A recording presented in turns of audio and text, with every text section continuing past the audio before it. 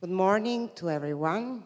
My name is Giovanna Esposito, and I am a psychologist of the SInAPSi Center, and I work since 2012 for a specific division of the SInAPSi Center, that is the Academic Success Service Division, that is coordinated by Professor Maria Francesca Freda. And today I will introduce you the main objectives and main services offered by this division. And then my colleague Maddalena Ligozzi will present to you one of these services, that is the individual counseling for university students. And after her presentation, I will discuss with you, I will introduce to you another service of this division, that is the group counseling for underachieving university students. So let's start from the main objectives of this division of the SInAPSi Center. The main objective, consistently with the other section of the SInAPSi Center, is to promote psychological well-being at university for university students and offering psychological support to those students who are experience many difficulties during their academic path. So our services are addressed at a broad category of students which may encounter some difficulties, challenges, and obstacles. For example, there can be students who have some difficulties in managing emotions or in managing time at university, or they can present personal difficulties, or they can have problems with their academic performance. So they are underachieving students who need a support to improve their academic performance. Or in general, there are students who feel excluded by university. Our division offered 4 main services, but today we will present you just 2 of the 4. The first one, that will be introduced after by my colleague, is the individual psychological counseling for university students. Then we have a group counseling addressed at underachieving university student, that is the narrative mediation path. Then we have a broad category of services that are made up of experiential workshop for the promotion of psychological well-being at university. So they are workshops on different topics, for example, managing strong emotions or managing time, etc. And then we have another broad category of service that is consulting services for degree courses. This means that the director of a degree course can contact us and ask for a specific project that will consider specific resource and difficulties of a degree course. So today we will discuss together 2 of these 4 services, the individual psychological counseling and then the group counseling narrative mediation path. Allora, siccome non ho un inglese perfetto, sarà Roberto Bianco, che è il nostro psicologo, collaboratore e volontario del servizio civile, a tradurre. Okay.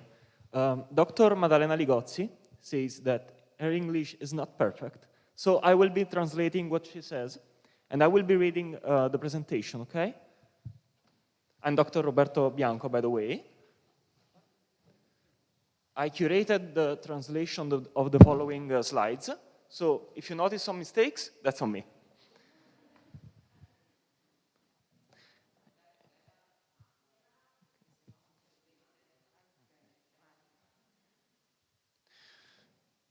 Individual psychological counseling for university students. First, some general information. The service is active in Federico II since 1984. Every year, about 450 students turn to the service, and about 300 of them actually start a counseling cycle.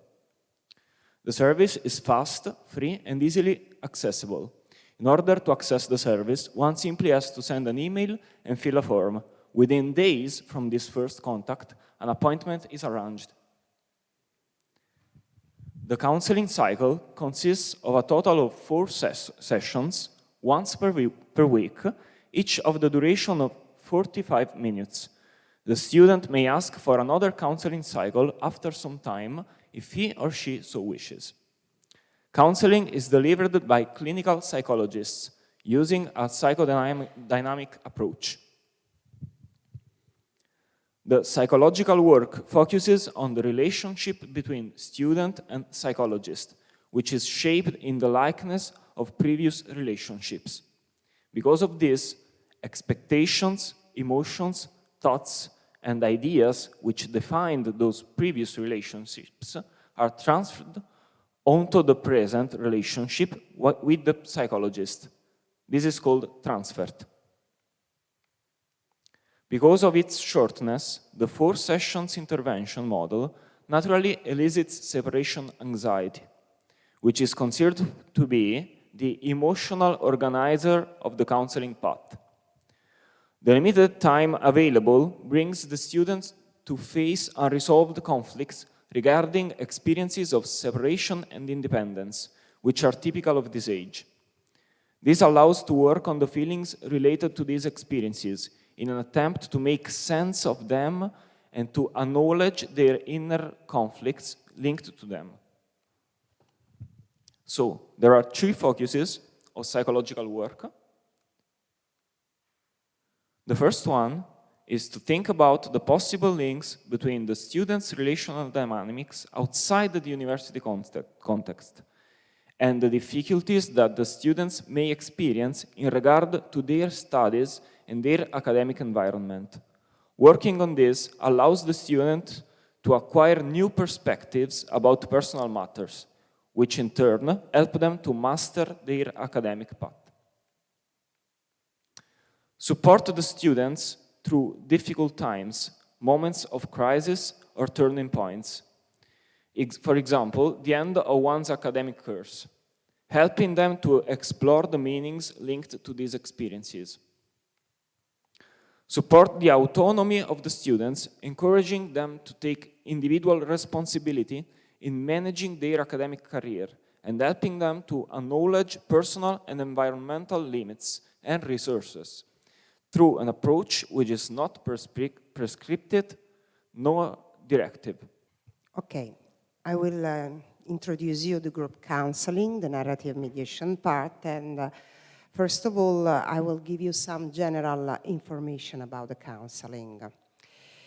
The group counseling, named narrative mediation path, we will see after why this name, is active since 2012, and it was initially developed for the aims of an European project, the Install project, that means innovative solutions to acquire learning to learn, that was financed by the European Commission, and SInAPSi Center was the leading partner of this European project, together with other 3 European universities.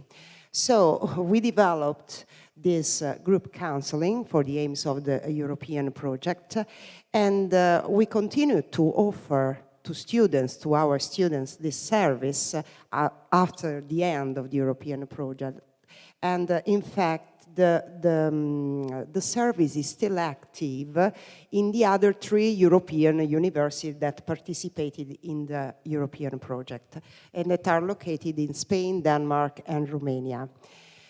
The group counseling of the SInAPSi Center is a manualized intervention. So we have published the theoretical background, the method, the techniques that we use during the counseling, and we have published in this book that you can free download. And The group counseling has a specific target that are underachieving university students, who are students who present a persistent discrepancy between their academic potential and their performance. So they are low performance. They have accumulated delay in examinations and in ECTS credits. And so they are students that, as we know according to the literature, are very at a high risk of dropout and be excluded from university. And each year, about 80 underachieving students participate in our group counseling. Like the other service of these divisions and the other divisions, of course, students are informed about the new group counsel, the group counsel that will be launched through an email that is sent to their institutional account, or through social media, or, for example, by word of mouth from their peers that had already participated in the group counseling. And they send us an email to a specific email address to book their participation. Due to the COVID-19 pandemic, we have to change our way of offering these services to students. So we started to provide to students the online group counseling, and last year it was the only way to conduct this counseling via Microsoft Teams. Today, we give to students the opportunity to choose. And so when they send us an email, they say if they want to participate in the face-to-face NMP or to the online NP. And about once a month, we launch 2 online and 1 face NMPs. The NMPs, so the group counseling narrative mediation path, consists in 9 weekly sessions with a small group of students from 5 to 10. And each session lasts about 2 hours. The main objective of this group counseling is, of course, to allow students to improve their academic performance. And in order to improve their academic performance, the counseling has 3 main objectives in some way. The first is to improve, to promote the reflective competence of mentalization. Very shortly, this is a competence that may allow students to reflect on how their emotions, thoughts, desires, needs have an influence and impact on their behaviors. So during the counseling, we try to help students in reflecting on how their dysfunctional behaviors at university are influenced by their mental states. And of course, consistently with the objectives of the entire division, another objective is promoting psychological well-being and student engagement. So the level of involvement, commitment, investment of the students in the academic path. We can structure the counseling into 4 main phases. At the beginning of the counseling, we have a pre-test evaluation. So we administer to the students some tools, some measures to evaluate their academic engagement, reflective competence, academic performance, and psychological well-being. Then the group counseling starts, and at the end of the counseling of the 9th session, we administer to the students the same questionnaires, tools we had administered during the pre-test phase. And after 1 year from the end of the counseling, we have a follow-up session. So we contact again the students, and we ask them to tell us, to tell what happened during the last year. And so if they continue to improve, or if they have encountered other difficulties, or for example, if they need after 1 year another type of help, that we can give them with other SInAPSi services. Which is the methodology we use? As I said before, the group counseling is called narrative mediation path, NMP, because our hypothesis is that narration can be considered as a device, a mediation tool to improve reflectivity. And we adopted a multimodal narrative approach that is that we combine in a unique methodology 5 narrative modes. So we use different types of narratives. And we also combine the individual narration with the group narration. And the counseling is conducted by clinical psychologists of the SInAPSi Center. I'm one of the 4 conductors, together with Anna Cannata, who is here today, Federica Parlato, and Maria Rosaria Di Natale. So we can see now more in detail which are the narrative modes of our counseling. The first narrative mode is called metaphorical mode, and relates to the first and the second session of the counseling. During this mode, we give to the students a list of proverbs and mottos.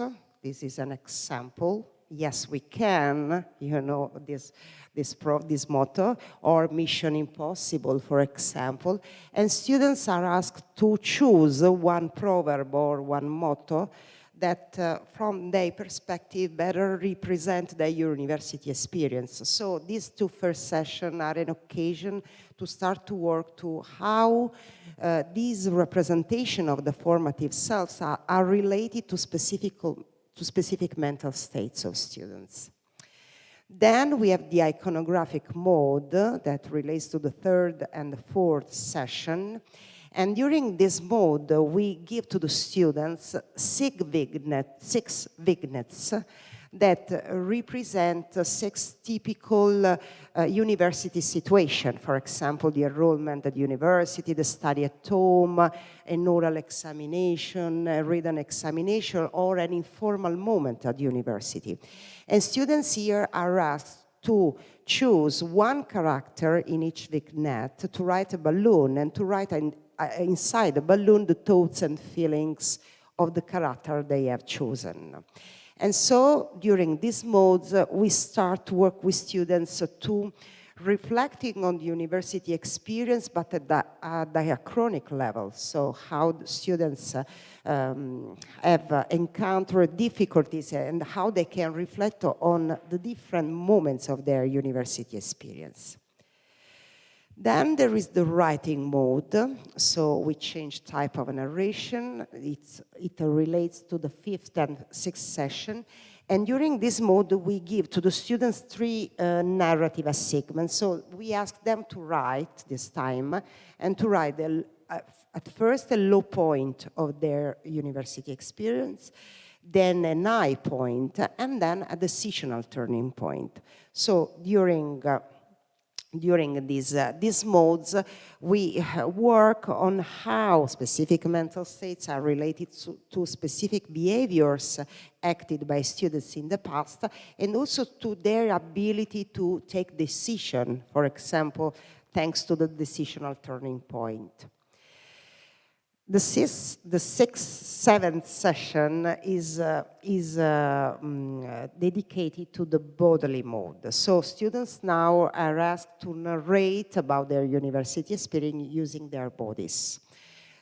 We ask them to create a group sculpture that represents the university future of students. So each student is asked to be a part of this sculpture. This is an example of a group that I conducted some years ago who represent university future as upstairs. And so during this month, students have the possibility to start to reflect on how, for example, their bodily sensations can be transformed in thoughtful emotions. The last mode is the agency mode. We introduced this mode 2 or 3 years after the beginning of the group counseling, because it is a mode where we try to translate in some way the reflective competencies that we work on before into strategic action. So during this plan, students are asked to fill in an action plan. So to insert inside this design an objective to be reached within 1 week, and underlines the actions that are needed to reach that objective. So we do this work at the 8th session. So at the 9th session, students are invited to tell us if they reach the objective, how they reach, which actions has been performed, which action they could not perform, and for which reasons, of course. And during each session, regardless of the narrative mode, we use the same methodological sequence that can be summarized as follows. So we give to the students the narrative parts, then each student is invited to narrate about one's own university experience, so he is involved in the narrative construction of the experience. Then we activated a group meta-discourse on the narratives of each student, and then we return to the individual, giving the students the possibility to reconstruct the university experience due to the process, to the process of meaning co-construction activated in the previous phase. Of course, this is a group counseling, so narration is an important device to promote reflexivity, but we also believe that the group is, the narrative group is an important device to enhance the reflexive competence of mentalization that can be developed only through relationships. So the group offers the opportunity to replicate in some way the developmental context in which reflexivity, mentalization is normally acquired. And this is because, of course, each member of the group is a sort of mirror, no, for the other experience. Now I will go more inside the counseling, so I would like to present you some narratives that were told by some students, and I choose to present the narratives produced during just one mode. Of course, I have not enough time to tell you what happens during the entire counseling. And after that, I will present you some findings relating to the evaluation of the effectiveness of our counseling, group counseling. So, as I said before, the iconographic mode is the mode where we work on reflecting on different university situation, different experience of students, asking students to choose a character into the vignette. And during this mode, of course, the conductor may use different techniques. One of these, for example, is to focus on the role of the character that has been chosen by the student, if it is isolated, if he is at the center of the scene, for example. No, is a way to start to work with the students.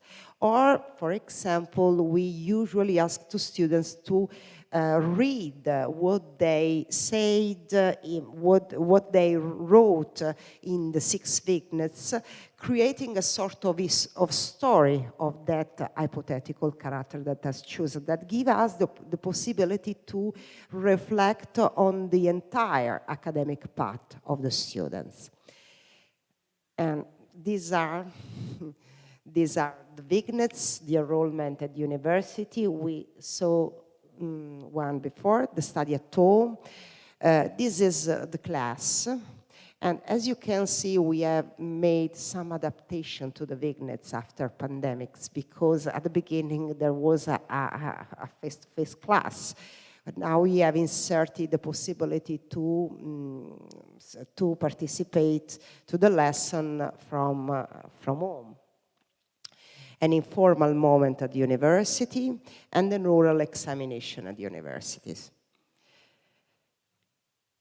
Okay, this is just an example on what a student said some years ago during a counseling I conducted, and I would like to present you because it's an example on how from the vignette it's possible to activate some process of meaning construction, and how then the member of the group can enhance the process of meaning construction.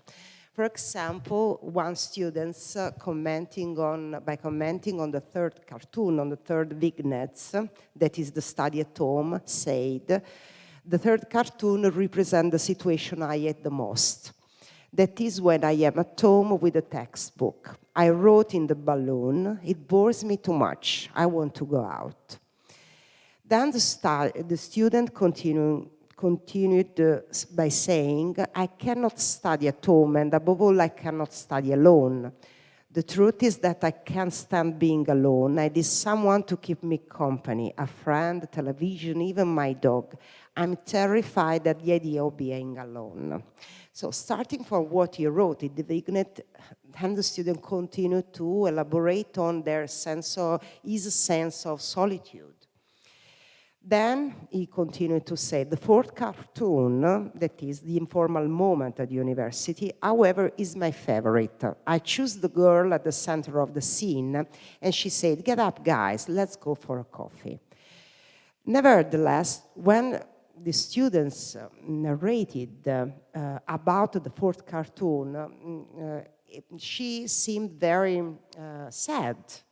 So another student noted the contradiction between her words and the way she narrated this, and said, from the way you say it, however, it seems that you are unhappy even in the corridors. And so the first students owns this feedback by the other group member and say, well, honestly, I do nothing besides asking routine questions, like what are you studying, or which question is professor asking. Actually, I don't have any friends. I'm not really interested in their answers. The question I ask have the only purpose to keep in touch with people. I think that the fear of being alone, so now the students started to reflect a lot about the reasons of our delay at university. I think that the fear of being alone has led me to try to be in touch with everyone by asking vague and routine questions. But in this way, I do not focus on studying. I'm just wasting time. And this has worsened my academic delay, and then she ends by saying I need to change. So just an example to share how from the vignette we can work on constructive meaning together, and thanks to the helps of the other group members, of course. As I said before, we need to adapt the counseling after pandemic. For example, we launched the counseling also via Microsoft Teams. We needed to reduce the number of sessions because, for example, we cannot use the sculpture nowadays because students can't touch each other. So now the counseling is constituted by 7 sessions. But we really hope to come back to the 9th session, and so to reintroduce the bodily mode, of course. And as I said, and we have adapted some vignettes because they were not in line with the times, of course. Now, just to conclude, I would like to share with you some findings related to the effectiveness of our NMP counseling. As I said before, we evaluate the counseling, so we try to understand if the students after the participation in the counseling, improved in terms of academic performance, reflective functioning, academic engagement, and psychological well-being. These are the evaluations tools we use, we administer. This is the list of our tools that are all validated in Italian. And now I present just some histograms on the efficacy of 9 groups that was conducted 2 years ago only in the face-to-face NMP, and the online NMP that was the counseling we conducted, we offered to students last year during the lockdowns. As you said, as you see, there is an improvement of the academic performance after the counseling, and there is a significant difference from the pre to the post-test phase. So students could make more examination after the counseling. This is both in the online and the face-to-face MP. So you will see that the findings are very similar. Regarding reflective functioning, again, the lines increase, so there is an increase of the reflective functioning after the counseling. And regarding psychological well-being index, we have again a statistical improvement, significant statistical improvement of the psychological well-being index. You will note that the psychological well-being index in the online NMP is a little bit lower than the face-to-face NP. But in any case, there is an improvement. And finally, regarding the academic engagement, again, there is an improvement in the level of investment, commitment of students and university paths. So, by concluding, we are quite satisfied of our findings about the effectiveness of our counseling, and also based on this satisfaction, we would like to continue to provide this counseling to students. Okay, thank you.